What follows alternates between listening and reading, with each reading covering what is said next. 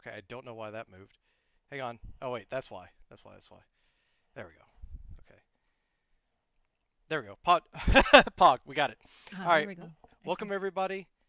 Um we have a very special guest. Obviously, everybody that is able to come on the podcast is super awesome and a very very special guest, and I appreciate everybody that does it.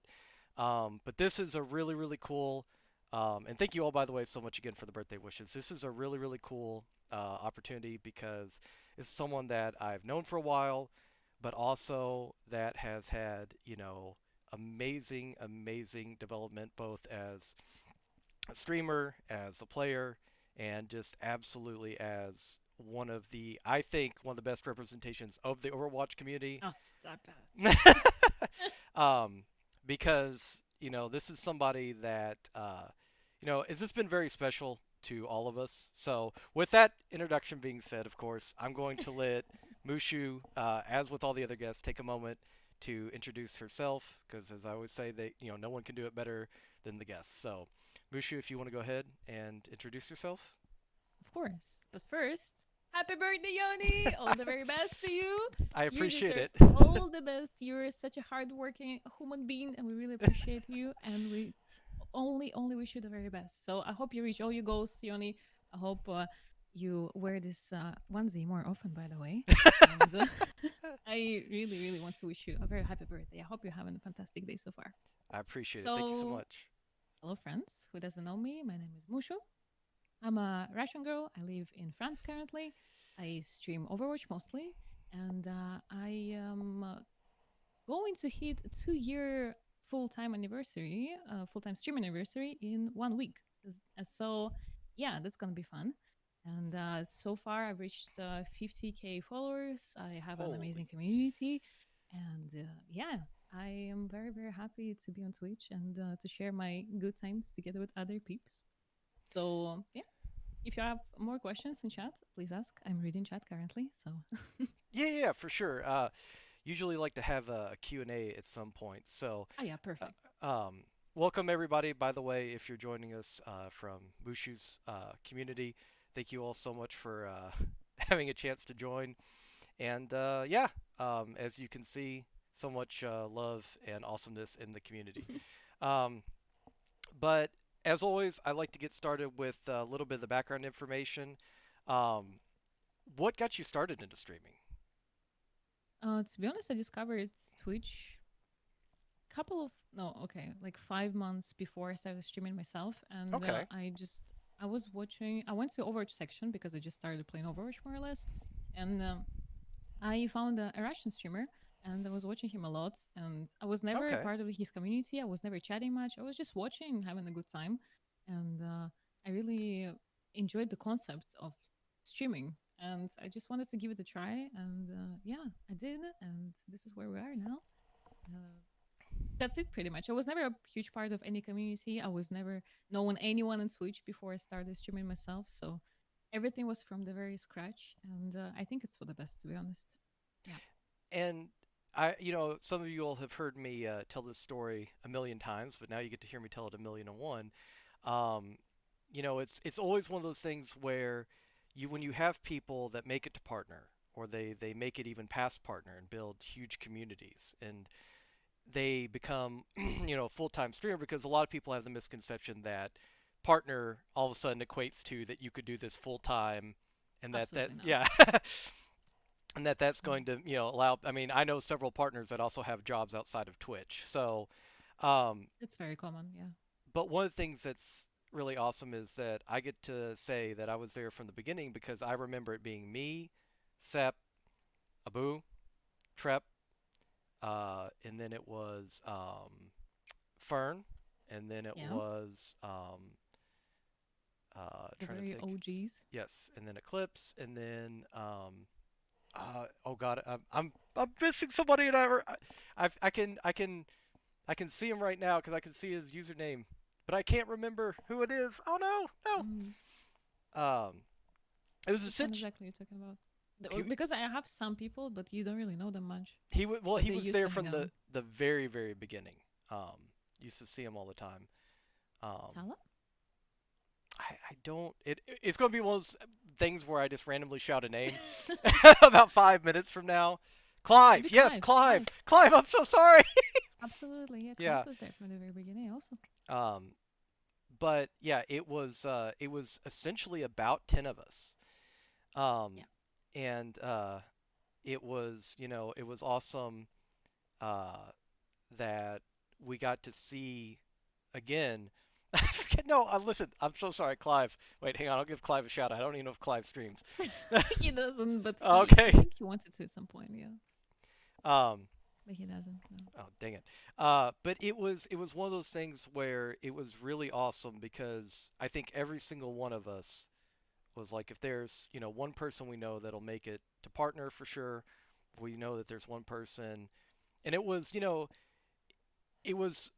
so much of the hard work that you put into it. A lot of people kind of ease into it or go sub to Clive's OnlyFans. Dang it, Bear.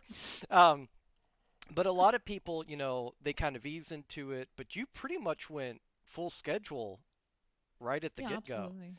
So I remember us having a conversation about that back in the day. Clive, Clive, I'm so sorry, buddy. I see you in chat now. Hi, Um, Clive. but what was the motivation necessarily for that, or was that something like, have you always been that type of person that's driven to where it's like, okay, I'm not just going to go for a bachelor's degree and see what happens. I'm going to go for a PhD. Like I have this planned out from the beginning. I didn't have anything planned out from the Okay. beginning. Nothing. I just gave it a go, and I was just trying to have a good time and to meet new people, and it worked out much better than I expected. Yeah, I never built a huge plan. I was never planning to become a partner. I was never planning to become a big streamer. No, no, no. I was just enjoying my time, and I met you on the way, and it's just we started sharing these positive vibes, and more people started joining, and that's how it all became a thing. To be honest, I remember I got affiliated. I was super happy, but then I had to stop streaming because I had to attend French language courses for Hmm. like 2 months. And then I came back and I was like, I should try to make it full time, like a full schedule. And I just did it and it just absolutely popped off. So it was never a plan, honestly. Never. Now you're trilingual, correct? French, English, and Russian. Yeah. Okay. And I remember that you were going to school at the time, and but you were still like, how many hours would you say that you were putting in the beginning, like average? Uh, I was Because streaming a lot of it hours. was a lot. Yeah, I remember it It was a was a lot. lot. It was like 7, 8, I'll Okay. say. Yeah. Um, and at what But it point? was not every day. It was like 5 days a week, I think, also Okay. 4. But it Well, was a lot of hours, yeah. and now you stream six, correct? 5. Five Stream still? 5. Okay. Yeah. Um, which, by the way, for everybody, I'm always a big proponent of, uh, taking breaks as needed because holy crap, it is. I didn't realize until I started doing it, and I am guilty as everybody else who kind of sits on the sidelines and thinks that it's just people, sitting in front of a camera playing a video game. It's It, not. yeah, it is much more, much more. I mean, you I mean, basically, you can be the person just yeah, playing video games in front of a camera, but you're not going to reach anything with this approach. right. That's the point And the because people, you have to put much more work on the back side, on the back scenes that you don't see. Sorry for interrupting you, Johnny. Just wanted no, no, to, you're fine. you know, I like how yeah, you point out the back scenes and you got all the stuff in the background. Uh, but is no, no, no, no. I completely your input is, infinitely more about this than I do. I'm just kind of meandering through. But I will say that the people that you see who aren't as talkative and who have become successful, most cases, especially if you look at something like Overwatch, they're pros. They're yeah. pros who get the sponsorships. They're pros who gets all the other, you know. To be honest, I don't really agree with that. Well, not always, not always. There are plenty of very high skilled players that stream for one two viewers for years because they don't interact with the viewers. No one cares about your skill anymore. Maybe back in time people would care more because it was a newer game, but right Hmm. now when it comes to the rank, people don't really care as much. So do you It think? matters, but not to the such a big percentage. do you think people who are more on the content creator entertainment aspect are what's keeping Overwatch alive? Yes, Okay. absolutely. Okay. Absolutely. Um, and so going back just a little bit, what got you into Overwatch? I was gifted Overwatch. It was my friend Really? Okay. decided to give me a game, and I was like, "Yeah, that looks pretty cool." And I used to play it actually a long time before I had a PC, and I was literally hanging out in the internet cafe from the ages where it was a thing. Yeah, and I was playing internet cafe like for days, all along, and yeah, I was playing Overwatch all the time, and I just loved the game so much. I was enjoying it a lot, and I decided to just yeah give it a go and stream it. But before that, I was playing a lot of League of Legends, but yeah, with Overwatch, I I'm kind so of sorry. stopped. No, Yeah, it's I funny yeah because so many people came from League of Legends to Overwatch, and I think that that's the MOBA aspect of it, the yeah abilities and for all of sure. that. Yeah, Um, but I'm kind of curious because we all know who Mushu's favorite character is. Um, so Sniper Grandma. Um, so what drew you to Ana? Because I know everybody kind of has their favorites, especially because you started playing kind of similar back when I started playing and back when it wasn't double shield and all this nonsense that we constantly see over and over again. yeah. So what drew you to Anna? You remember, I was still a Mercy main when you joined the stream. I was playing a lot of Mercy. Do you remember that time? We don't I talk was about. getting shattered in the air. I was raging a lot. It was. I remember you hanging out on those streams, But and I remember you were so proud because you got to Masters solo queue on Ana. Um, yes.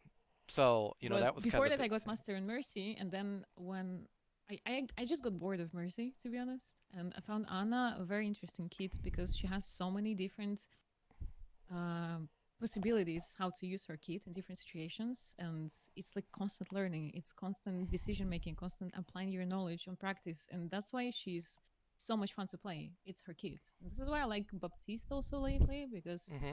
he has the same kind of interesting kit for me personally. I enjoy it. For me, it should be a constant challenge in mastering the hero, so this is why I like Anna so much, and Baptiste. What do you did you ever play any? Because again, back when one of the heroes that we never hear of anymore was Zen. Mm-hmm. Uh, and I think with the buff that he's getting, Zen might possibly be more viable. I really liked what Hollyworld had said about his orb having like a cleanse cooldown ability, where he could put it on somebody and cleanse um, the CC that was on him, and then there being a cooldown with that. But did you play any Zen back in the day? I can't. I don't think so. I played Zen when it was Death Ball, I think the name was of the meta of the Hanzo Zarya. It was Okay. Okay. constantly a Hanzo Zarya meta, and I was forced in Zenyatta. But I Okay. wasn't really minding that. I was playing Zen, it was fun. I liked Zenyatta. And Okay. actually, that's the time when I started liking him. I was forced to him, but it was cool to play him. So, One of and about the buff, I'm not really sure to be honest. I think they also need to change his mechanics when it comes to reloading. When you're right clicking, when you hold your right click, if you could reload without canceling it, it would be much, much, it would be a big buff, I believe. hmm, It would be a huge buff for Zenyatta. I had actually never thought of that. I just shatter things. Uh, Yeah. I'm a right click bot. I just hold shield. I've been stuck in Orisa so long. It's this. It. You know what? I don't honestly mind Orisa as much as some people. I just don't like the fact that she. I don't like the fact that in Overwatch, any hero becomes a must pick. I like when Yeah. heroes are situational picks, and I've said from day one that I wish that they would have put more emphasis on the maps in terms of like King's Row. Still to this day, unless it's been something like when Double Shield kind of first became the thing, you can still run Ryan Zarya on it because it's such a close quarters brawl map that they excel at it. And I think that in Nubani, even though again Double Shield is still optimal, you can run Winston Diva or Winston Ball. On the first point. Yeah, on Yeah. the first point because there's so much high ground for Winston to get Yeah. basically the hell out of. Ryan you Zarya know, is basically throwing the first point and that's all. yeah. Yeah. And so uh, I wish they would have focused more on the maps being what defined a particular hero pick. I But feel like they're trying to, make keep the game interesting, and they mhm. overtune some heroes because they obviously cannot balance them perfectly out. Right, I feel like Soldier is one of the heroes that is he's too balanced. This is why no one plays him. right. He's way too balanced.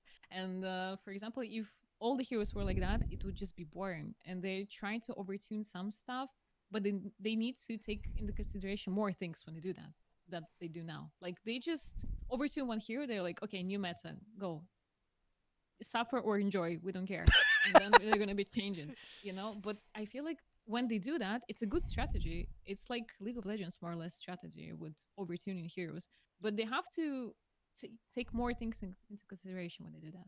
They need to change more heroes than one when they do it.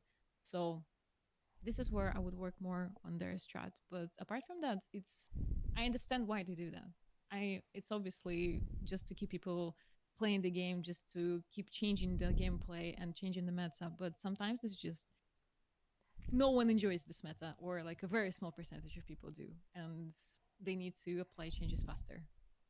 Yeah, I think if I remember correctly, hot fixes I think is what they're called. Just basically they realize that something was way overtuned, and then they fix it like a week from then, like Yeah. as a hot patch. Um, and I think that one of the things that I was talking the other day with Moriwix about this is that League of Legends, when Andrew, thank you so much for the gifted subs, brother. I appreciate that. Thank you, thank you. When League of Legends they put out a new hero, almost always that hero is way overtuned, way overpowered. But the interesting thing about that is that it allows them to know what to scale back as they need to do so. And it kind of you kind of expect it, and it kind of falls into. So I'm thinking in particular of the last time I went and played League of Legends, Silas. I don't know how recent you've played I League think of he's Legends. still OP. Yeah, he's more balanced now, but when he first came out, he was one-shotting everything on top of stealing their ults, on top of having Yeah, but shields. like he's still broken, as I know. So Is he? yeah. Oh crap! Well, okay, so much for that dude. Anyway, no, but No, I think you like see it from the very surface. I'm pretty sure people that play the game a lot, like they can also comment a lot on this. Like Aatrox, I'm pretty sure is still broken for like months. So they're pretty bad with fixing stuff too. I, It's just me. I'm a Heimerdinger main. Um, I play the dude that puts down the turrets. I really missed my calling because I stopped playing the game when Heimerdinger bot lane um, was a thing. Um, because a friend and I used to play that all the time as like a troll pick, but we would win with it because we would draw so much aggro from the other players on the enemy team from Mm. different lanes because the bot lane didn't know how to deal with three turrets and a. My friend would play Nidalee, so he would just Yeah. be throwing spears from the bushes and traps and all that. They could never get near him, and then I'd just keep pushing with the turrets. But what ended up happening was, like 6 months after I quit, somebody said to me, "Hey, did you know Heimerdinger is bot lane is the meta now?" And I was like, "Okay, I'm getting trolled. I'm getting trolled." And there it is in the LCS, Heimerdinger bot lane. I'm like, "You You gotta were be kidding!" the creator of the meta. Meta, Really. yeah. No, it was. I don't know. The builder character is always fun. That's why I like Torp. I have no regrets about liking Torp as a DPS. Um, Torb but is hilarious. I think that Mori might have articulated it better. But I think that having new heroes come out and determine a meta, which is, I mean, that's what Brig did. Brig created an entire meta, the GOATS meta. Without her, it wouldn't have existed. Um, and I think that that's okay, but then they need to move away from it once that hero has kind of taken a season or a half a season or something like that, and not be afraid to, take Hog for instance. There was a point in time, I think this was right before you and I came to play, where Mhm. Hog was a must pick because Hog would one shot everything that wasn't a tank and he'd 2 or 3 shot tanks. Yeah. And he was just incredibly strong, and then they nerfed him into oblivion. They gave him a little bit back, but I think that if Hog comes back, so what? He hasn't been around for 10 seasons or plus. I mean, you can pick him now, But let's be completely honest. Double shield with an Ana, they're just gonna nade you every time, and you're just gonna. It's just not gonna work I well. mean, there is still they nerfed Hog again. Yeah, I saw. That was pretty funny. um, but I'm hoping with these new nerfs. Do you think Ryan Zarya will come back meta if they nerf Hope so. double Uh, shield? I mean, Sigma is the reason for the double shield, not Orisa. Yeah. It's not Orisa's fault. So it's Sigma, and he's getting a lot of massive buff nerfs. So I hope, yeah, it's gonna change the meta, or like make it at least possible to play other tanks. Because right now, if it's double shield, you most likely gonna lose with Reinzada because he's just too strong. So I really hope it's gonna balance things out a little bit. I hope it's gonna go live into changes. Oh, We'll see. Sigma just has too much. He had too much in Yeah, his kit. I he's mean, like a better version of Diva. yeah, he's a better version of Diva. His ult is very reminiscent of Grav. I Yeah, mean, he's got his own shield. His damage is insane. It's also splash damage that doesn't fall off. I mean, there's has just very high range of his left click and very high damage. So yeah, yeah. And his accretion. There's not real. I mean, you can shield it, but that's the only counter for it. Shield and something like fortify. Um, yeah, he's just somebody had pointed out that if you honestly took his shield away and just forced him into an off tank role, he'd still be viable. So I don't know. I'd hope that they do he something will. like that at some point. But okay, we've been talking about. I want to focus on the streaming aspects of things, and we got to talk about Overwatch. I'm sorry. No, Um, no worries. but so Ana and Baptiste. So you were talking about that these heroes have. You're essentially saying that these heroes have high skill ceilings, where you constantly can work on skill sets and stuff like that. To be honest, even Mercy has a very high skill ceiling if you just know what to improve. It's really not easy to play Mercy. People like give her so much garbage when it's actually not as easy. People just see you on the surface, sadly, and they think like if you just press left click, that's it, you win and or you're boosted. It's not as simple. Especially in high ranks, I see a lot of very high Isara Mercy players. You have to survive so much, and your decision making has to be really on point to be able to get value from her. It's insane. It's honestly insane. Yeah, I think honestly, probably out of every healer in the game, she probably has the highest skill cap for prioritization, Yeah, knowing who to heal at the right time and who to damage boost and all that. boost Because the res also. yeah, and when you can get away with the res, because Yeah, as the game has gone on, more and more people have. I don't want to say this condescendingly, like people didn't know before, but as more and more people have come to the game, as more and more people have gotten experience, you've seen even like golds, plats, stuff that might have been, the first season or two of Overwatch. Now it's just common sense when you see. I know yeah, that people in those ranks still get a lot of flack from higher ranks of not knowing things, but even I mean, I see, plats now. I remember a Mercy could res in front of 6 people and get away with it. Now they're paying attention to it, stuff like that. So, of course. Yeah. um, what do you hope to see in the future of Overwatch? Not necessarily in terms of like heroes or metas, but do you hope that, when Overwatch 2 inevitably comes out, that Overwatch is still a thing and they don't leave and focus on Overwatch 2 or. Well, first of all, Overwatch 2 is going to be mostly PvE. Okay. So, yeah, that's what they said a long time ago. And it's going to be only one mode, I think, for PvP, the push mode. So, it's going to be farm for some time, but it's not going to be keeping, personally, me forever in that game because I'm a competitive person. I like to play PvP more than PvE. I'm going to be discovering a lot of things. I'm going to be exploring the game, but it's obviously going to, my interest is just going to end at some point because there is no, like, you know, There's nothing motivation beyond to it. keep playing, to climb, to yeah. I'm a competitive person, so I'm interested in competitive play, and I'm not gonna be playing push mode competitive. No, so um, Speed run. yeah, Uh, yeah. Honestly, so I'm very excited for Overwatch 2 because we are kind of starving for content in here as Overwatch creators, so we want to see more things. But Jeff said by himself. He doesn't want to release a lot of new heroes. He doesn't want it to be like League of Legends frequency of releasing new heroes. He doesn't see it as something possible for Overwatch 1. So it's never going to happen. And so I'm excited for Overwatch 2. I really hope they're going to release it soon, but no one knows when. I have literally no information about it.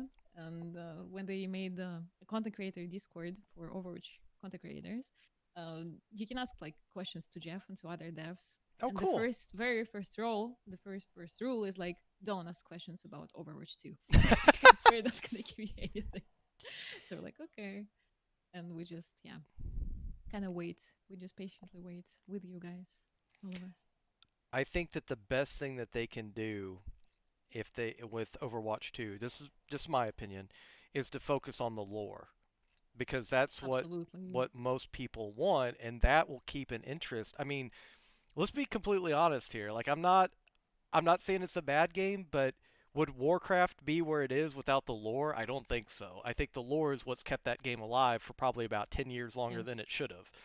And so I think that is the go-to for them is to start feeding lore into Overwatch 2. Go play Overwatch 2 for the lore, play Overwatch for the competitive. And That I would be think great, to be honest. Yeah, that would be fantastic. But I don't think they focus too much on it. They focus much more on gameplay, I'm pretty sure. And the person who was writing lore and like the head of the lore department, let's say, he left, I think. mm, So he said that he finished everything that was needed for Overwatch 2 and he left. So we'll see what he got us, but we don't know what is it gonna be, but I'm pretty sure it's not gonna be much. Overwatch 1 doesn't have a lot of lore, sadly. So very very very sadly. yeah, Um, because one of the things I think Blizzard does better than any company is lore. I think that their cinematics, I mean to this day, um, I think that um, I think to this day, Diablo 2 of all. Yes, I'm that old. Everybody, Diablo 2 probably still has some of the best storytelling of any video game, and it's just a shame that they have wasn't it. Diablo 2 that had really mature art in comparison to the rest of the Diablos? Like after they went cartoonish? Yes, yeah, Yeah, yeah, that's um, pretty funny. yeah. Diablo 1. I remember there was a bookstore called Holly Cook, and they sold some computer games, and I remember we were still at that point my family was still very religious and I remember seeing Diablo and it looked so cool and my brother and I had downloaded Warcraft like the original. I had older stepbrothers, so I was blessed with getting to play older games. I didn't know what was going on in them, but I got to play them, and I remember that that was like one of the games that I wanted to get, and I remember taking it to my mom, and I don't even remember how old I would have been. I couldn't have been that old, and being like, "Can can I get this?" And it was one of those giant boxes that would open up, and you would see like all the gore inside, like because of it was a Damn. mature rated game. And my mom was like, "I don't think so." Like I had to put it I think back. this is why they went for more cartoonish style. So other Yeah. age categories could enjoy it more, kind of. It's yeah. I completely understand that, but I also really appreciate some of their storytelling and their mature storytelling, especially and I think probably actually their most mature serious storytelling is probably in StarCraft. I never Honestly, played Diablo. never played Diablo. No. So here's the thing about Diablo. Diablo's really good, um, but honestly, if you can play 1 and 2 right now, that's all you need to play. I mean 3 is a fun grind, but honestly, there are more grind games You played that all are of fun. them. hmm Oh wow. Okay. Um, I, Cool. uh, I don't know. I was always liked. See, I came from because I am old. I came from. It's interesting to always talk about people or talk with people about competitive games and being interested in competitive games because I didn't come from that. I came from storyline games because there was no comp scene. The closest thing I can remember to there being a comp scene was LAN parties where everybody would connect 16 TVs together. You'd see people pulling up Yeah. in their driveways with their TVs, and they'd all connect them together to play Halo. And then you'd have people see what's so funny. Cheating back then wasn't an aimbot. Cheating back then was looking at the other person's TV to find out where they were on the map, and then like True. sniping them or hitting them from behind. But you had like these LAN parties and stuff like that, and that's as close as I can remember to competition and like tournaments and stuff like that. Yeah, GoldenEye. Yeah, no one was allowed to pick Odd Job. Odd Job and Slappers only. Nobody was allowed to do that. Um, but that's the closest thing I can remember. There would be some tournaments that would be held at like video game stores for like Smash Brothers and stuff, like some game retail stores, and you'd have like Um, people lined up to essentially fight each other, and then the person that lost would leave, and then the other person would stay, and then but I yeah I it was it's a very still interesting world for me, the people coming from who grew up kind of mainly with competitive games, because it's always interesting to kind of hear that perspective. um, I but actually grew up playing PvEs mostly, or did like you? story games. Yeah. Okay, what was your And go-to PvE game back in the day? I mean, my dad was a huge fan of consoles, so I was playing uh, Tomb Raider mostly. Oh, awesome. Okay. Yeah, like the triangle boobs Lara Croft, that kind of stuff. I was playing that one a lot, and yeah, Polygons it was. couldn't do much back then. Sorry. Yep, but was still amazing. I was playing Tomb Raider a lot. I played like most of them, I think. I was playing a lot of GTA also as a Okay. kid. It was in English, and I was a Russian kid. I was not understanding anything, so that was pretty funny. And what else? But yeah, mostly Tomb Raider and Crash Bandicoot. What's so interesting for those of you that don't know this, Crash Bandicoot is Naughty Dog, who's the same company that you Last took. of Us. Yeah, Last of Us and Uncharted. You talk about a change in pace Never from, played Uncharted. well, just going from, the silly, animated character, which I say silly in an endearing way. I love the character. I love Crash Bandicoot, but going from that to The Last of Us, which is one of the most emotional game series of all time. So Yeah, it's a it's pretty crazy. pretty huge jump in talent. It's amazing. Um, what Actually, I had no idea it's the same game developer. here's a if you haven't played Uncharted before, Mushu, this is hilarious. Mm. In the last Uncharted game, you can play Crash Bandicoot in Uncharted. There's a scene Oh, that's where so cool. Nathan Drake and his wife are playing games, and they're like, 1v1 me and Crash Bandicoot, and Nice. they they play it on the TV. It's hilarious. Oh, I Um, love this kind of stuff. yeah, like the insiders, like lore and all that Like stuff. the Easter eggs. Um, as far as PVE games now I know that Jump King is a personal favorite. Sorry, sorry. PTSD. What do you play though when you're not playing competitive games? Like, I mean, do you play more story-driven games, or do you play more games where it's just Oh, like, chat knows what I'm playing all day long right now. They can tell you. I discovered Stardew Valley on Switch, and now I play it all the time. no, I saw you playing I that can't stop. in while you were waiting on queue. Yeah, That's a fantastic game. it's Absolutely. amazing. It's so good. I'm so addicted. Oh my god, Yoni. Send help. Stop playing. Yes, literally, literally. Yeah, I play it all the time. I go to bed at 5 a.m. right now because I can't stop farming. I'm officially addicted to this game. But before Stardew, I was playing, it's, something chill. I was playing Hearthstone, like solo adventures, just something before Okay. bed, just to chill and, get sleepy with.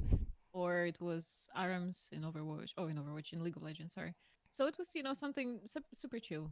But l- recently, I play mostly Stardew, and sometimes it was Overwatch back in time also, like quick plays or even comp before bed. But yeah, Let's I uh stopped. let's be honest. Some of Overwatch feels like ARAM. There's- Quick plays do. Competitive sometimes, yeah. yes. Yeah. I don't. Um. Well, do you play? Cause you played. Um. Actually, I think you played when I came to your stream first. Mostly NA. Did you not? No, And then okay. You were playing I EU was back then. always playing EU, but Okay. recently I started playing NA, Cause I and it's much better. Yeah, because I remember the games with Scarm were some of my favorites. Oh, I was. He was coming to you. Was he? He was like having 160 ping or something. He was playing Widow with 160 ping. He was like, "Yo, I'm popping at 160." I was like, "Jesus." But yeah, I was never playing only maybe like once or twice, but it was not a regular thing. If we can ever find it, for those of you who have been to the channel before, Scarm is a very good Widow player. When he played the game seriously, um, he was 4.4K, and I mean he was probably Where solo. is he now, Uni? No, he stops by. He just kind of he's Okay, been doing a lot more outside of stream and stuff like that. But he mostly just takes the game you know for fun now. fair, But if you absolutely fair. guys like Scarm is the Widow player that Widow players fear. He was very I mean, he's still very good. Don't get me wrong. Like he'd destroy most people I know in DPS. But I remember there's a clip. If we can find it, I would be so happy. Where Scarm If sings. it's my clip, I deleted all the clips. Oh dang it! Okay, it was GGA. it was Scarm. Well, I could. Singing? Yeah, he sings "Over the Rainbow" to Mushu, and the most. Somewhere Yeah, he's over like. the rainbow. Yeah, his It's so voice good. cracks in the middle of it. He's like some just like his voice. That was so good. Um, but yeah, Scarm was yeah, when he played competitively, he was awesome. He still is, don't get me wrong, but even by his own admission, he just oh, you do have the clip? Awesome. Um, I think we do have it saved on Google Docs, yeah. okay, We just okay. need to find it. Um, he was one of the ones we saved. All right, PogChamp. Um, he yeah. No, but he's still doing good. I uh I wanted to ask you though. So PvE games. I know that a lot of people who play competitive games use PvE games actually kind of as like a mental wash, like a reset to kind of calm themselves after. Doesn't matter if you're tilted or not. I mean, competitive is very mentally taxing, Yeah. especially if you're trying to climb or reach a certain It depends SR. how you perceive it, to be honest. I Uh, just don't take people seriously anymore. So for me, it's not like I need to play something else to just feel better. No. okay, so you play them more just for the fun aspect and not necessarily to kind of like reset. Yeah. I just want to chill off something that is not my work game, you know? Because Oh, I okay. perceive it as work and I don't want to just burn out. That's the only reason, to be honest. Okay. And how important, going off of that though, how important do you think it is like to pace yourself and not get that burnout point? I mean, not It just you personally, really but for every streamer. it really helped me to actually stop playing Overwatch. Even sometimes when I want to play Overwatch off stream, like after I finish the stream, I just try not to, and it really helps me because it kind of when I stop the stream and I keep playing Overwatch, I feel like I'm still working. Like on the back of my head, Mm. like I'm still in the work mode, even though I don't stream currently. But it's like it's a habit by now.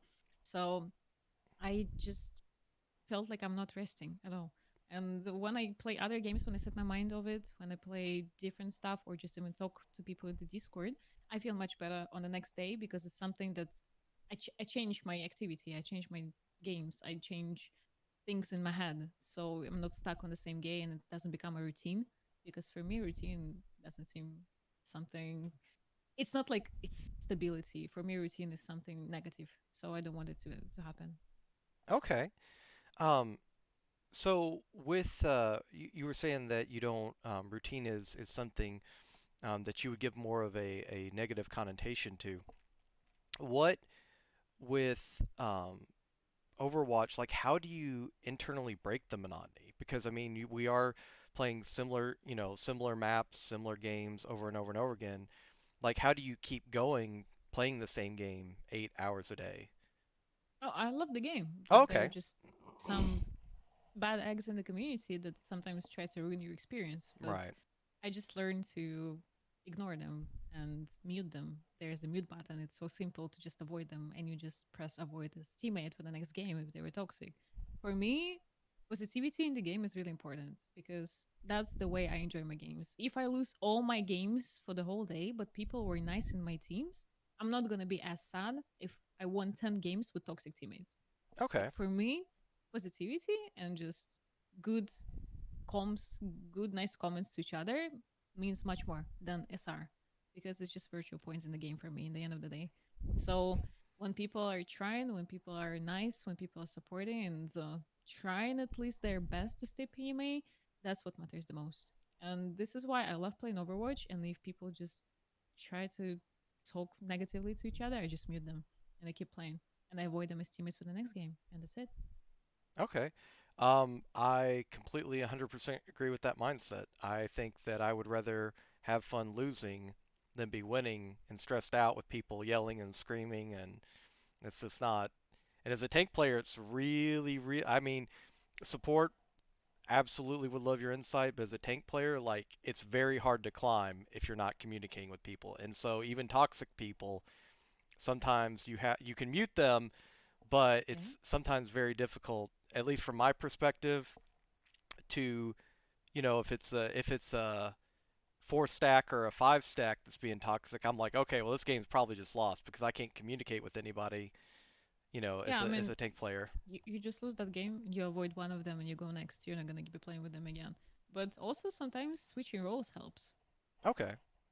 That's what I do lately. For me, supporting lately is not as fun as playing DPS. Actually, I lose a lot of games on DPS, but I also win a lot. But people are just not as toxic, or just don't join voice chat because it's diamond. So I just, I play for fun.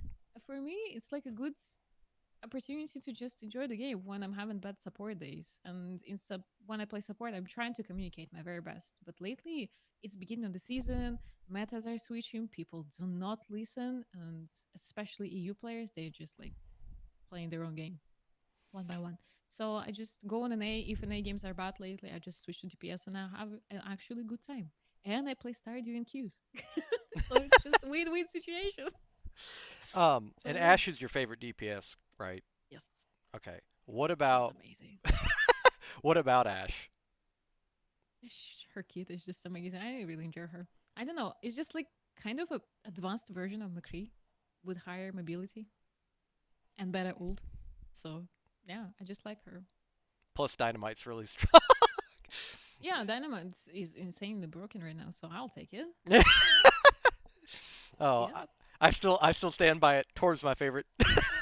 What about Uh, what I'm not having fun playing Torb actually. Not as much. I you know what the thing about Torb is it's not a troll pick as much as it was anymore, but No, it, no, he's not. Absolutely. it's still funny as heck to run at somebody with your hammer, like 1 HP mercy, like like Yeah, press that's the only fun I could actually program from Torb. press E so you get the speed boost, Yeah. just running at their team. Um, But just her mechanic is the most fun for me personally. I do not like playing like Doomfist, for example, and it's like McCree, Ash, this kind of hit scans. That's the ones I like the most. if Ash weren't in the game, who do you think you would pick DPS wise? I won't be playing DPS. Okay.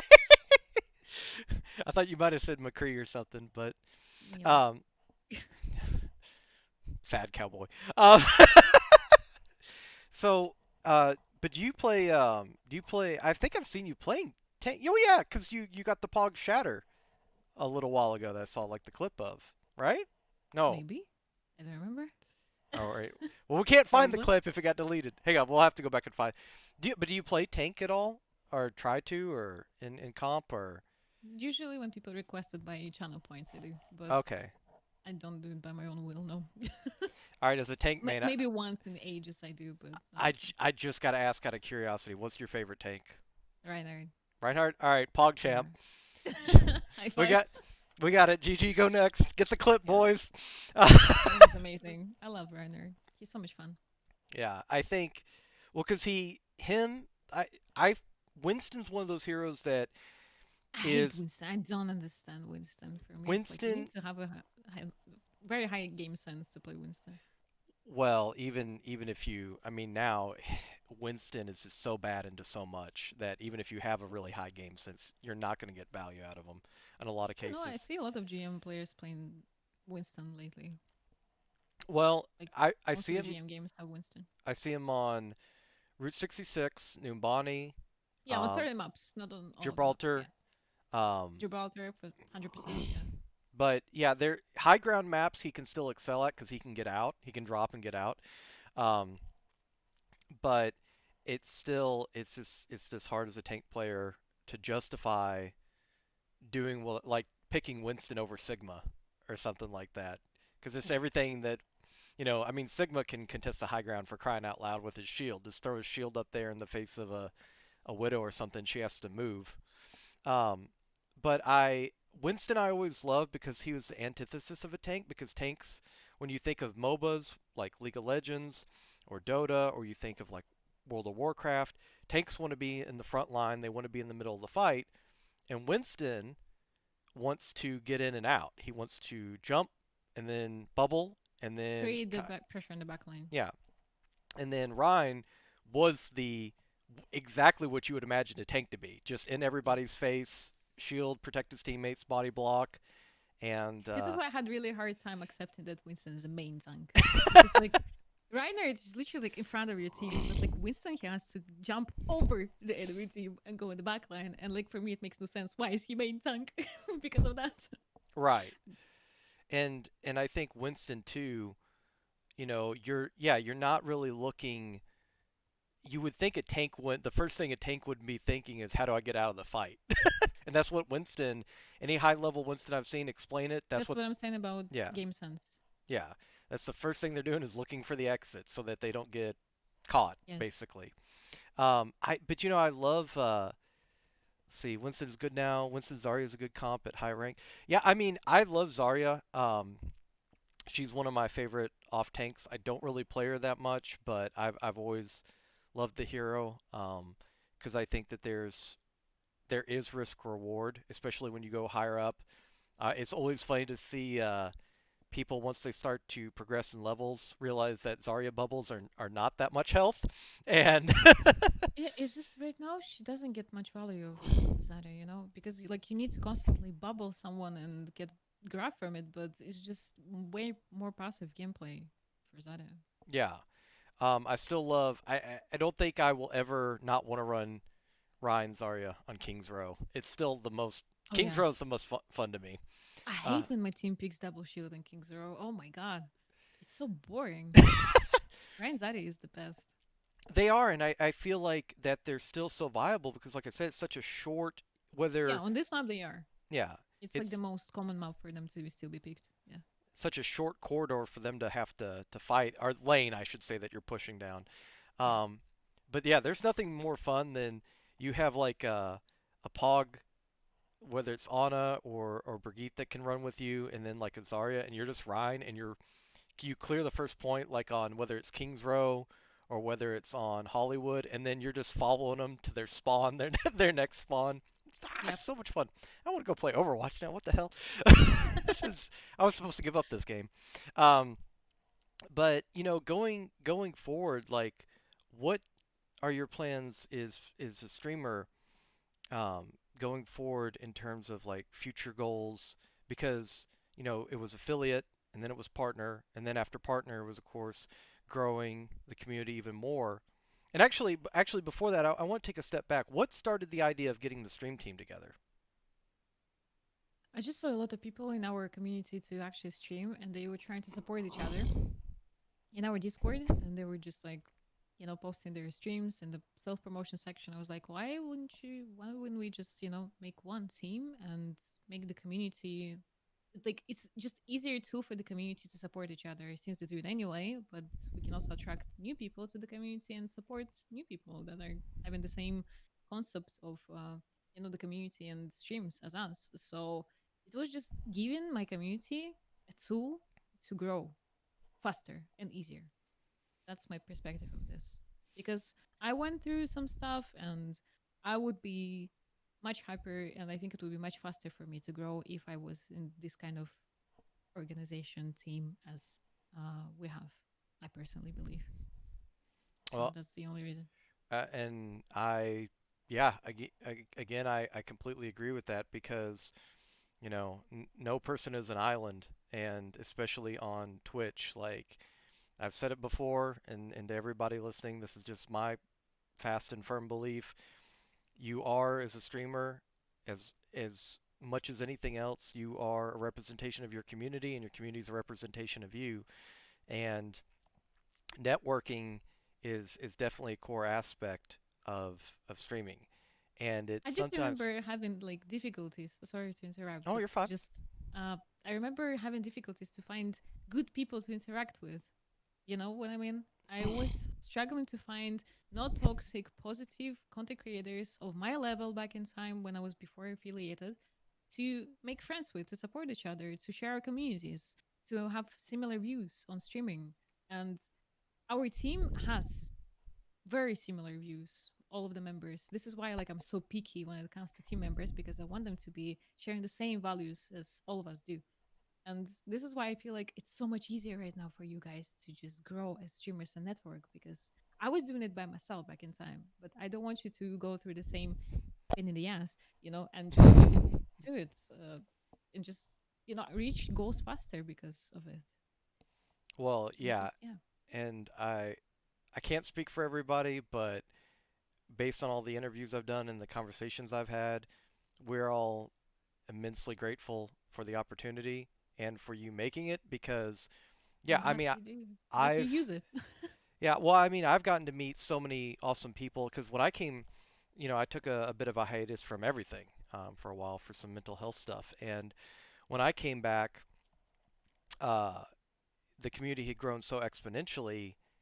I went from knowing, you know, 3 or 4 people, which was half the chat, to now I know 3 or 4 people, and the chat is 500, 600. And it was a little bit overwhelming again. I was super happy for you. I was elated for you that you had that level of success, but it was also intimidating. And I don't know, and I'm just being completely honest here, I don't know that aside from lurking, stopping by to say hi, and all that stuff, that I would have been as active if it weren't for the stream team and being able to meet people again, because that was allowing me to connect with people and basically reinvigorate friendships that I had had before. But again, it was, and also too, the people that I was friends with, Fern, Trep, and now, the mod ship was a definite something to where I felt like I couldn't, distract somebody as they're trying to do their mod duties.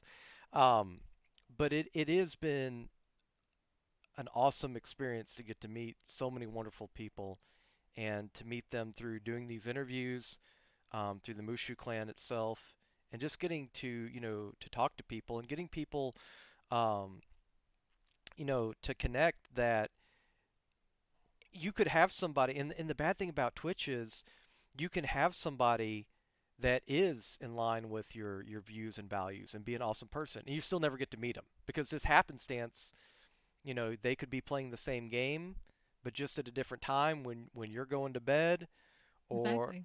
when you're streaming, and you might not ever get to, or they might have 10, 20 viewers and be at the bottom of the. I'm not trying to hurt anybody's feelings, but in the bigger games, if you're 10, 20 views, you're going to be at the bottom of Twitch's chart. And it's one of those things where it is so hard to meet people. And I again, I can't speak for everybody else, but I feel so blessed to be in a place where I can. And I've met so many people also through like the Remnant community and just different communities. But every time I would say I've met somebody, it's been through a community. Yeah. It's been through other people. So I really, really appreciate any and all opportunities that I've had, from every community. No, it's great that you're applying your networking knowledge because it's really important. Networking is one of the most important things on Switch, honestly. If you just stream 10 hours a day for 2 years, you're not going to reach anything. So you really have to meet new people constantly, share your community, host other people, raid them, and just become friends with other people. I mean, this is my view on this, but a lot of people believe differently. So, but yeah, Well, I concur with what you're saying. Not just because you're a friend and stream team leader and all that stuff, but I do hold those same values. I think that you have to make genuine connections with people. You're far better suited to make a genuine connection with 1 or 2 people as far as streamers go than to just randomly show up at streams and try to, I don't want to say superficially, but I don't know of another word to use here, superficially network, where you just stop by and you're just trying to make your presence known in all the different chats. Yeah, Um, that's not the way, yeah, I think. because even bigger streamers and stuff like that too. It does matter to see familiar faces because one, the more that they see of you, the more that they can trust you. If they do give you a raid or a host or something like that. But also too, they do see so many people in and out of stream on a daily basis that having familiar faces is always, I feel, a comfort almost to know that the same people are going to be there. But again, you have that knowledge, and I don't necessarily. That's just my opinion of what I've observed. But when it comes to networking, though, do you think avenues like YouTube and Twitter are just as important as Twitch? Yes, I think they are. These particular two ones that you called, yes. Um, I have a lot of people daily joining my stream saying, I'm here from YouTube, I'm here from your YouTube channel, or I'm here from other YouTube channels that feature you, and I'm happy to be here. I'm happy I discovered your channel. And same, not really with Twitter. Twitter is more about your exposure as a streamer on Mm-hmm. the social media, and it's more about for potential sponsorships for you to have a high follow account because they need to see how much their product can be exposed. Okay. So it's important to develop your Twitter as a content creator because it will help you a lot to find new sponsors, new affiliation deals, etc., etc. But it's also a good tool to actually become friends with people. It's a good tool to follow a lot of interesting content creators that you never heard of before through your friends, and it's a great tool if you use it properly. But there are also a lot of people that think that they have to express their thoughts about some drama or negativity, and they think that it really matters when they just constantly do that, and it actually pushes people away. I have like a couple of people I follow like that. I don't want to follow them because they're fellow content creators, but like it's really, oh my god, they're putting me down every single time I open it. There's some drama that they start on, or they try to explain to someone their point of view, and I'm like, ah, can we just all be friendly? So Yeah, yeah. and I think that is, that kind of coincides as well with the fact that I think that you need to be real, you need to be genuine, but people a lot of times they come to a Twitch stream to get away, and the world is such a mess right now. I mean, we don't need to go over it. Everybody has the news. We see all the stuff that's going on, all the terrible things, whether it's disease, politics, et cetera, et cetera. And This is why I don't discuss much right, of COVID. This is why I don't discuss much of politics on my channel. I want people to get away with it. We have enough garbage outside of Twitch, so I don't want to keep discussing it over and over. It's just this is not the purpose of my channel personally. no, um, and that's why I think that's that again, that's another view that I always appreciated of yours because I this is for me. I love doing this, but I want this to be as stress free as possible. I'm sure down the road I'll have situations that I have to deal with because every streamer does. Especially the more popular you get, the more. I mean, I don't mean to be mean, but I mean people will clout chase and they will try to say things or they will try to instigate to try to get noticed. I mean, you just see it. I mean, you see one streamer do something not even I would say wrong, just something that is a personal situation, and you have 500 YouTube videos commenting on it. And, this stuff happens. So you do have to deal with it at some point. I am a realist. But at the same time, every time that I think I want to say something on Twitter or something, I hit that discard button instead of, tweeting because I realize people Yeah, would much rather hear a joke or see an adorable otter video than, it happened to me, but only a couple of times. But if it happened to me more often, I would just make a separate account. I yeah. would keep my content creator account separate from my personal thoughts, and it would be so much easier. Um, And you can find like fellow people that share the same opinion with you on your personal account over people that will be actually pushed away by whatever you say as your opinion about COVID or whatever, or politics and stuff. So I think if you actually hit the discard button very often, I would just suggest you to create another account and just go for it. Why not? Well, honestly, I think sometimes one of the things that I've learned is sometimes just, not publishing things, but having like the little journal, right, to kind of keep those thoughts still. I mean, to this day, people, I probably haven't said this before, but um, I I keep a journal for stuff like that, because Mm. to get rid of thoughts and all that stuff, because That's great, actually. I don't want to harbor any negative thoughts towards people. And at the end of the day, I always try to keep a perspective. Even if somebody does something I don't like, I try to say, well, what what did they do? One, did it really affect me? And two, one, did it really affect me or anybody I know? And two, where were they coming from for that perspective? So I always try to keep that in mind. So I just have a journal and stuff like that. Yeah, that's great, Um, honestly. but yeah, I that's just kind of something that I do. But I want to take a minute and kind of, because we're kind of going into that topic of mental health, and I don't know if it's okay, if you want to talk about it. If you don't, we don't have to talk about it all. But I think hearing it from somebody who is a professional streamer, who is, content creating all the time, I do think that, again, you might have insight that others of us might not. And, what is it in terms of how do you guard yourself against, and I don't mean that in a negative way, but how do you keep yourself mentally healthy doing all this stuff? Because I know how much of a toll it takes on, other people, and they're part-time. So, It depends how you perceive it, to be honest. okay. Like back in time, I was getting a lot of DMs, and people were asking like for my advice, etc., etc. And I just with time realized like I'm not a therapist, I'm not a professional, I cannot provide you the help you need. You can always come to Twitch, you can always share whatever bothers you. But if it's something minor and you just want to vent, there is a Discord channel for you in our Discord, or you can always DM me just to vent and for me to listen. But if you need a professional help, I'm not the one for that. Right. So I just suggest them to use certain services, online services, whatever, free services, and encourage them to actually use them as much as they can. And when it comes to just personal advice or some help, or some random people just text me from time to time asking, Mushu, can you give me advice for streaming? I'm most likely gonna say something, just like very bullet points, and that's it. But I'm not gonna be like getting into deep discussion with them because they're just random people and they just want attention most of the time.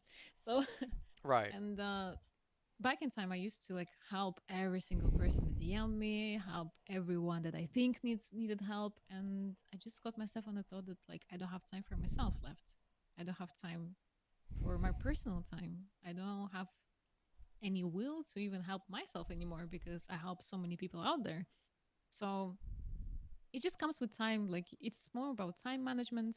Like I reply to most of my DMs on my days off. So I have like over 50 DMs by Sunday because I just don't reply to them during my work days. I just don't want to. I want to chill.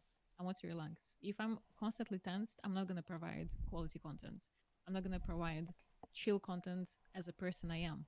I'm going to be constantly tensed. I'm going to be projecting it to people, and no one is going to enjoy that. So when it comes to interacting with the community, I found my personal way to do that, and it keeps my mental health in a good spot.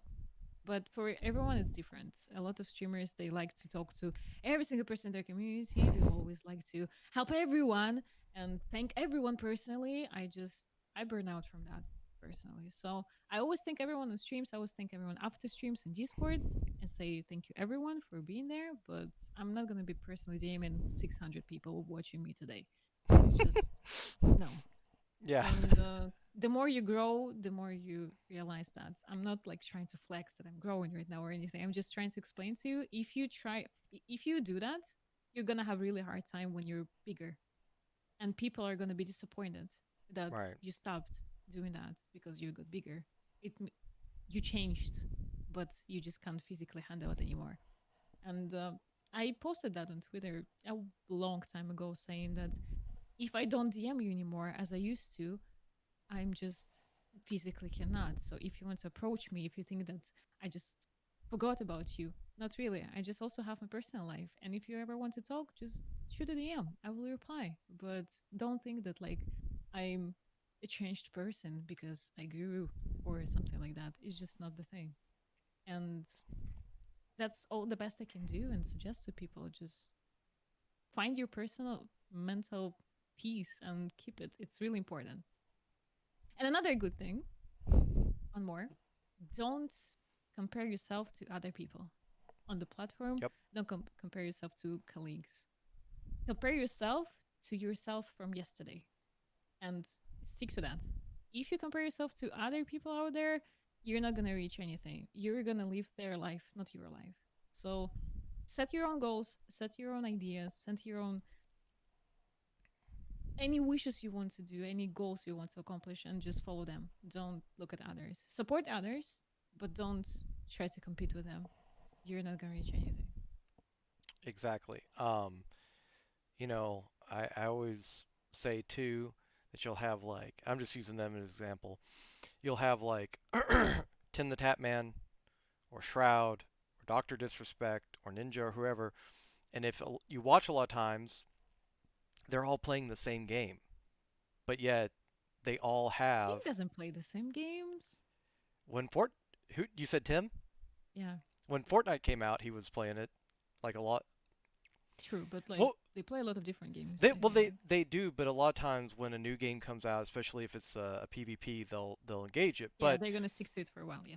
But he had put out Tim had put out a tweet a while back about people said when he switched from I think it was I think Ah, it I was remember that I tweet. was I Counter know what you Strike mean. yeah from Counter Strike to PUBG or whatever. He's going to lose all his followers, and then when he switched from PUBG to Overwatch, he's going to and he continually grew. Yeah, The yeah. thing about it is that the what I was the point I was gonna make with like them playing the same game, or even when they do, even if they go back to another game, that moment that they're playing the same game, you'll still see they'll maintain a viewership. Why? Because people are there for them.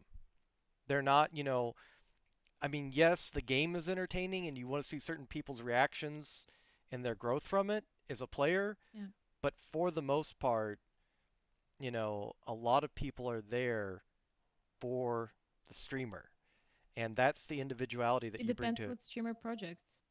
If You think streamer so? only projects kill, people are gonna leave when they're gonna switch the game.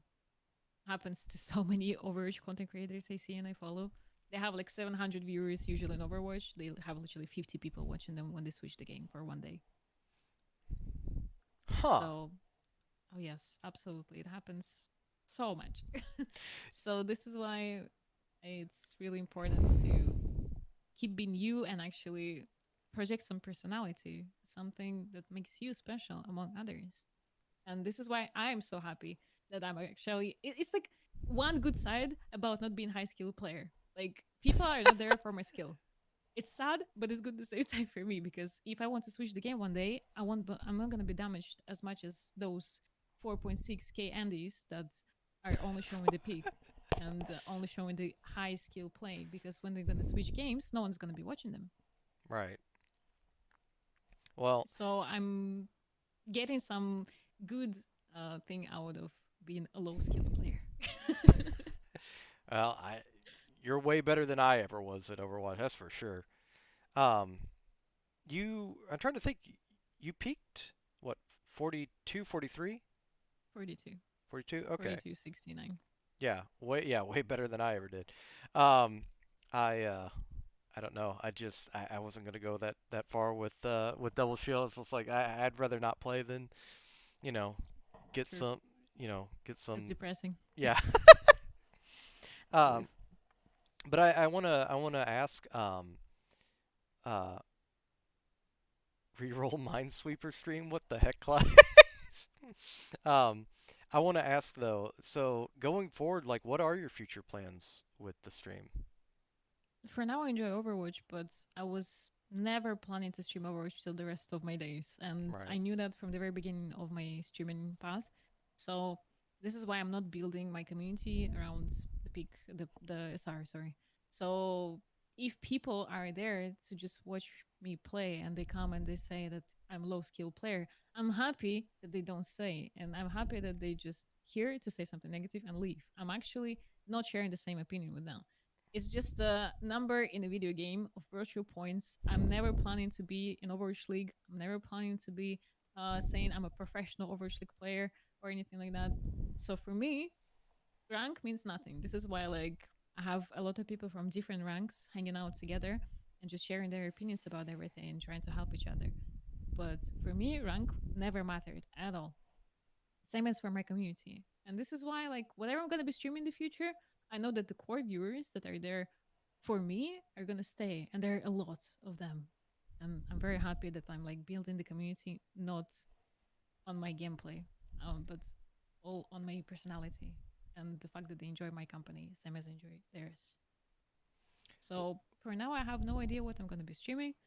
I have no idea what game will attract my attention. Maybe tomorrow there is gonna be a release of a new game that's I'm gonna be playing for another 10 years. But for now, I'm just an Overwatch. I'm having a good time. I'm not a person that streams because I have to. I'm a person that streams because I want to and because I want to share positive chill vibes with others. So if one day I'll be forced to stream Overwatch, it means that like I need to switch the game or I need to stop streaming or something else. But as long as I enjoy it, that's the most important part for me. Okay. I, uh, this has been an absolutely awesome time, and like I said before, it's always an awesome experience for me because I have known you for a while, but I get a chance to do these types of interviews and learn stuff that I didn't know. And I didn't know about like the background and what brought you to streaming because it's stuff that you don't meet somebody like. So what got you into streaming the very first time Yeah. that you meet them? Um, but I always tell people you are one of the best stories I've heard of on Twitch as far as how you Respect. started. Well, no, but I think it is important because I think in this day and age to have not only people that are hardworking, but people that are genuinely good people. I love hearing those success stories and people succeeding and growing their communities because, as I said before, the world's a mess, and the more we can have these inspirational, you know, people, and you are. I know I'm not trying to, embarrass, yeah, but I mean you are, for a lot of people because we were there in the beginning, whether it was 10 viewers, 50 viewers, 100 viewers. And now, the other day I was seeing you had like 800, and then I think ML7 hosted you a couple days ago for several thousand. So, I mean, it's an awesome, awesome experience to have a friend who, one of my personal joys in life is seeing people that I care about succeed. And I think that that is, for all of us, It is a great mentality, to be honest. Not a lot of people do that. Not a lot of people have the same view in this, I I th- sadly. I think well, yeah, and I agree that it is said that a lot of people because the thing about it is that you you go very very far in life wishing I think to me personally um wishing the best for people um because you don't know necessarily where you're going to end up in life, but it's always I think a special joy, a special treat to see where others end up in life too, especially if they're good people, and they've been very good to you. Um, so yeah, so from the bottom of my heart, I'm so happy for you, so happy for all you've done. Can't wait to see what more you do. Um, Thank you. and that part I will say that I think is from all of us. I don't, I say normally I don't want to speak for everybody, but I do think that is from all of us in your community. I So appreciate it. with that being said, is there any, real quick, we'll do, if you got about 15 more minutes, we'll do some Q&A, Sure. and then, yeah, and then we'll go with the raid. So if any of you all have any questions or anything, just put them in chat. Feel free to ask anything, except my personal stuff, of Yeah, course. yeah, But it's actually a great concept that you have. Like we talk about so many different things, but at the same time, it's very close to us, all the topics, and the QA session is super cool. So why Mushu Clan? You mean why the name? I just really liked the concept of a clan, and I'm not sure how you call it in English. Hierarchy, right? Is it the word for the head of the clan, the mods, etc., etc., etc. So it was just something that I came up with randomly, and I didn't want to change it. I had it for a very long time, but yeah, that's the only reason, to be honest. I just came up with it. Let's see. All right, they're asking you to say something, so I'm not going to ask that one. Just I'm not pity. saying that. Uh, I'm not saying that. don't, guys, don't make me. And yeah, I'm not replying to that question. It comes. It's no, no. Is the three back digits behind your CC to personal? Yes, a little bit, a little bit, just a tiny bit. Let's see here. Attack. I would say that we went over that quite a bit in the interview. So if you go back and actually watch the VOD, we definitely talked a lot about it. But if you want to give a summation of it, I don't want to speak for Mushu, but a lot of hard work, consistency, networking. I think those are the things that we talked about. Um, Yep. let's see here. Anybody else? The Twitch team. What do you mean, ID? The Twitch team. Why I called it Mushukan or why I started the team? If the second part, well, I already explained it in the interview before.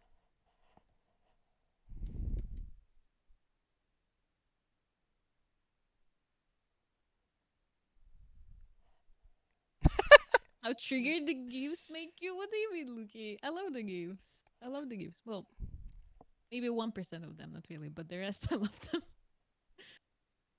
Have you had any mental health problems or burnout while streaming?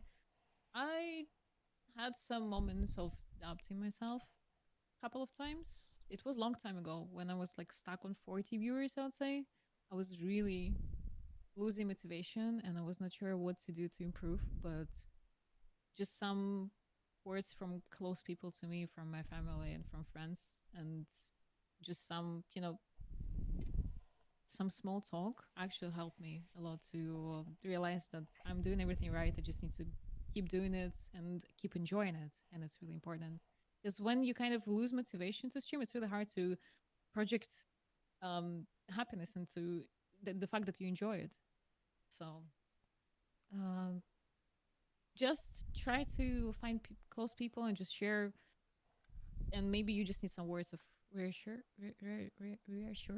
right? That's how you say Uh, reassurance. That's the Reassurance. word, I Yep. think. Yeah, you need that. Honestly, it helps me personally a lot. Let's see here. Tell us the story with Holly. It has nothing to do with that thing, gravity. I know you're trying to bait me to say that word. I'm not doing it. Um, let's see here. Favorite color? Z Taylor's ask.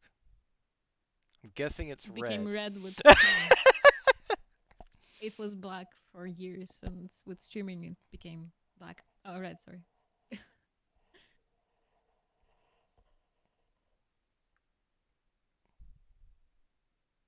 Actually, I would like to ask the one, or I agree in asking the one that Bentheris asked.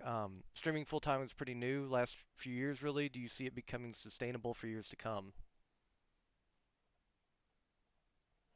For me personally, yes, but I know a lot of people they tend to burn out fast. So it depends how you see it. Honestly, it depends what motivates you, and if you're happy with full time streaming and you think you can sustain your life with and constantly provide the same type of content or better, then yeah, why not? But it's not easy, to be honest. Sometimes to keep it consistently good, you need to keep maintaining your mental. This is what I pretty much mentioned before. But what you mean as future of streaming as a concept in general? Yes, absolutely. I mean, what would happen to make streaming stop being a thing? Yeah, I I don't mean, think there's anything. I think it's only grows and grows and grows right now, to be honest. I think it'll evolve. Like there might be something that kind of adds to it. Just like Yeah. there was YouTube, and then after YouTube became streaming almost, and then streaming is complemented by YouTube and vice versa. I think there might be something that comes in addition to it. But I mean, at this point, YouTube and content creation has been around for over a decade. So I just don't see, honestly, just adding my 2 cents. I think that this is the future of entertainment. Um, Oh yeah, I absolutely. think, people get much more enjoyment out of. It's one of the reasons that I've said this before in a little poker history lesson. Um, is that poker? One of the draws for it was that it was the one of the games that came out, sports, if you will. You could play with the pros. If you had the buy-in, the money to sit down at the tournaments and stuff, you could play with the pros. And that was one of the big draws because you couldn't go on the court and play with Michael Jordan unless you were a signed basketball player. But you Mhm. could go play with a pro poker player just by buying into the tourney. And that's the same thing kind of with content creation, all that stuff. I can get in a game with Mushu or Emong, et cetera, and play with them. I just have to have that SR requirement, right? But it's not like there's like a cutoff, with a viewership or something like. So I think that being able to interact with streamers and stuff like that is one of the things that's so different than TV, movies, music, and I love all that stuff.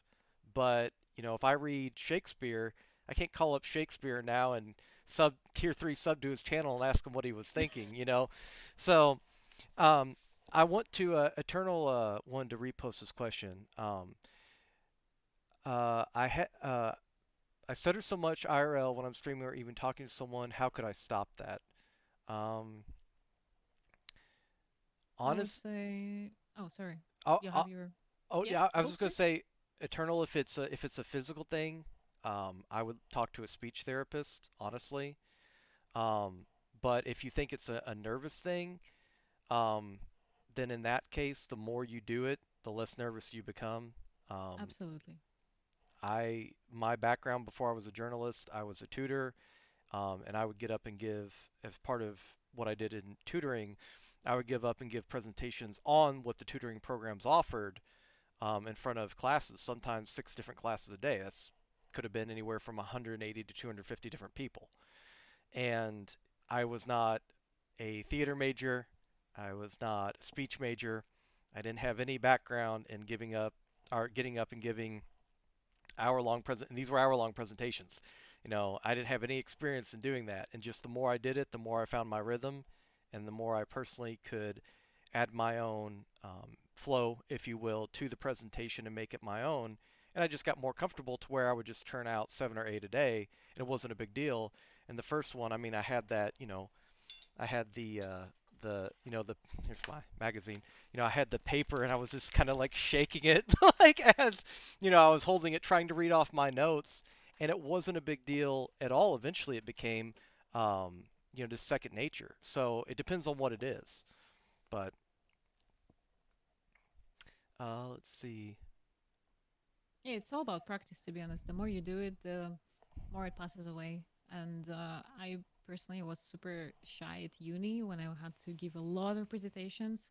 And it was a tiny class of like 15 people. And I was still like shaking. I was so nervous every single time. But now with streaming, it helped me so much.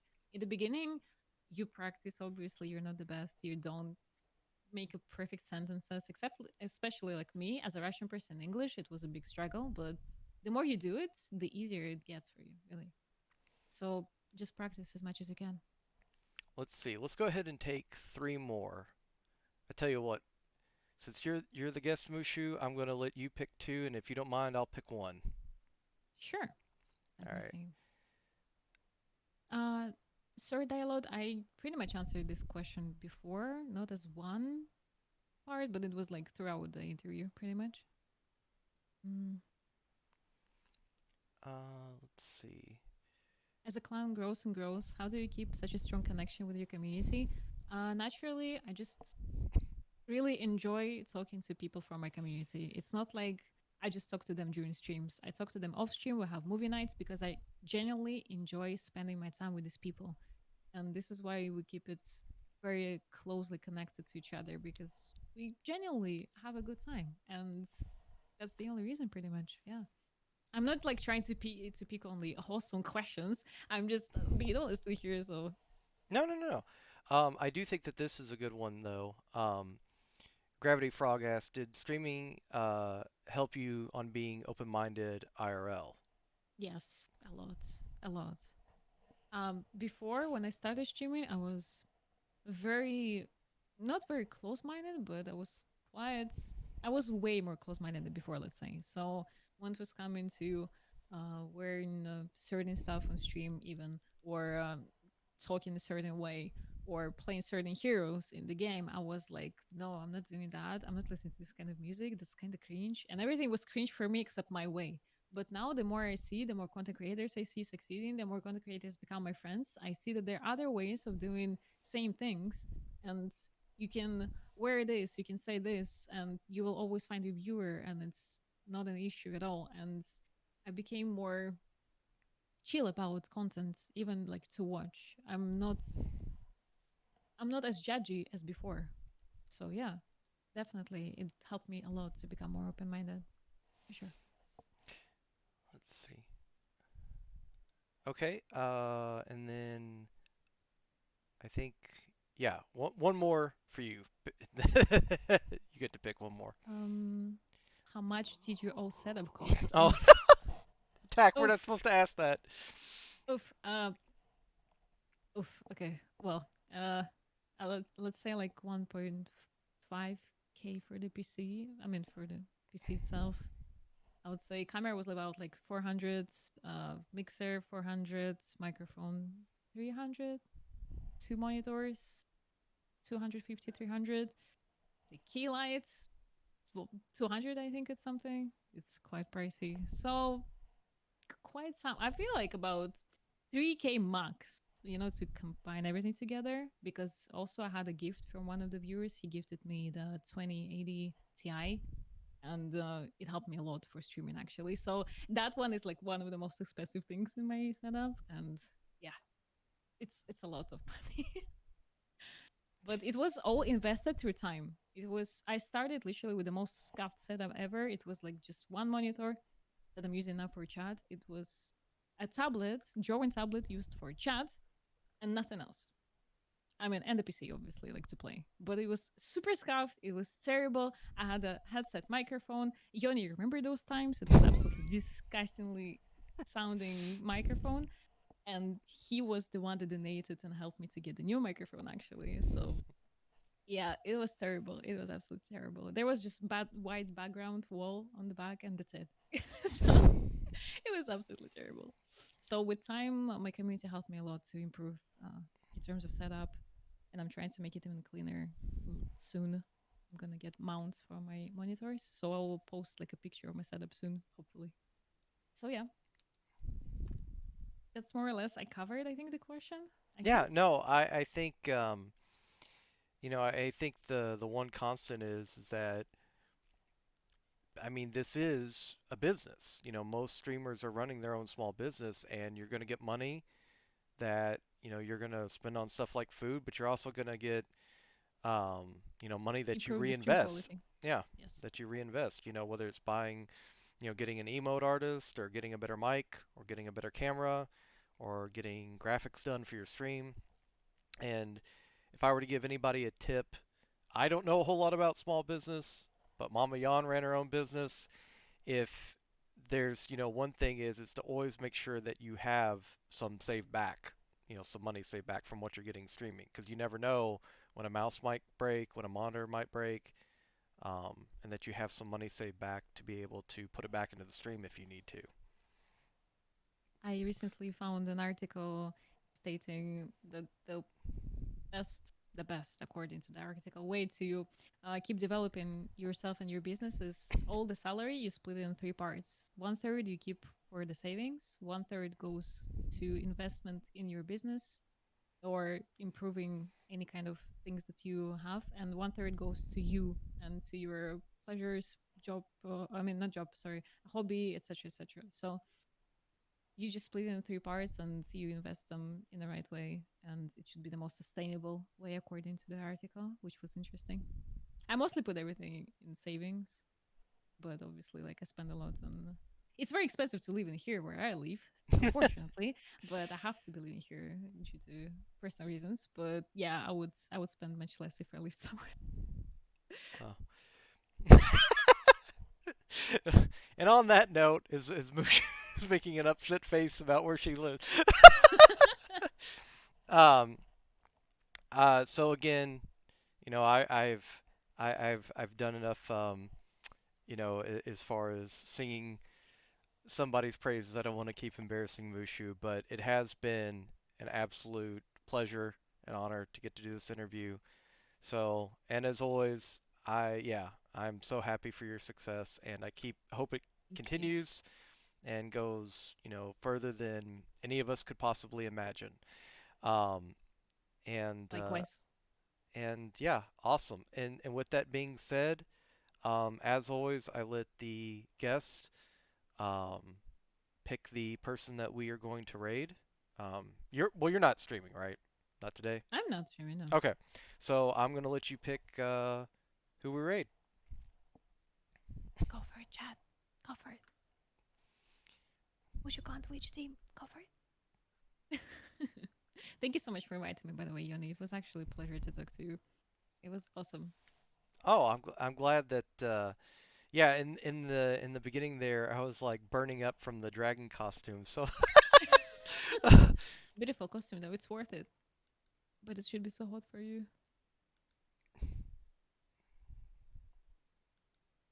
I have no idea who is that attack, uh, evidently. Nugget Narc is a friend of the community. She stops by a lot. Am Uh I oh. the one who has to pick? Or you're the one picking No with the no no chat? no no. I'm confused. You pick Mushu. I am the It's one picking. it's Oh, it's your decision. okay. Give me 1 second. Let me choose. I'm gonna choose by myself. Okay. I don't need you. Attack is. uh, Hey, thanks so much for the bits. I appreciate it, buddy. Thank you. how about Peach? Peach is streaming right now. You can go PogChamp. say hi.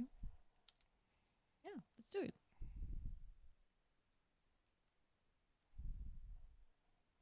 All right, everybody. Let's go. Thank you so Thank you much. for watching, everyone. Thank you for inviting me, Yoni. I Yeah, appreciate it. and as Happy birthday always, to you again. thank you Happy so much. birthday in chat. Happy birthday, chat. Poggers. Um, Moosh. Love everyone, by the way. yeah, thank you so much again for doing this. And as Mm-hmm. always, everybody, if you did miss anything, the VOD will be up for quite a while, couple weeks, as long as Twitch lets me keep it up before it expires. And if you have any questions or want to figure anything out, please go back and watch the VOD. It was very in depth, very awesome. And as always, we will catch you next time. I might be streaming here again later on, but it'll be a couple hours. I'm gonna get some food. Um, I don't know if I'm gonna come back wearing the dragon costume, but I might. I don't know. We'll see. This is actually super comfy. All this stuff. I get to actually have this. Speaking of business expense, I get to put this as a tax write-off. Can you imagine what a world we live in? Anyways, everybody, thank you so Bye, much. guys. Say hi to Peach. We'll all Let's go. spam love in Peach's chat, and I will catch you all later. Bye, everybody. Goodbye. All right, awesome. Thank you so much, Mushu. I sincerely Hey, of appreciate that. course. That was a lot of fun. Thanks for inviting me.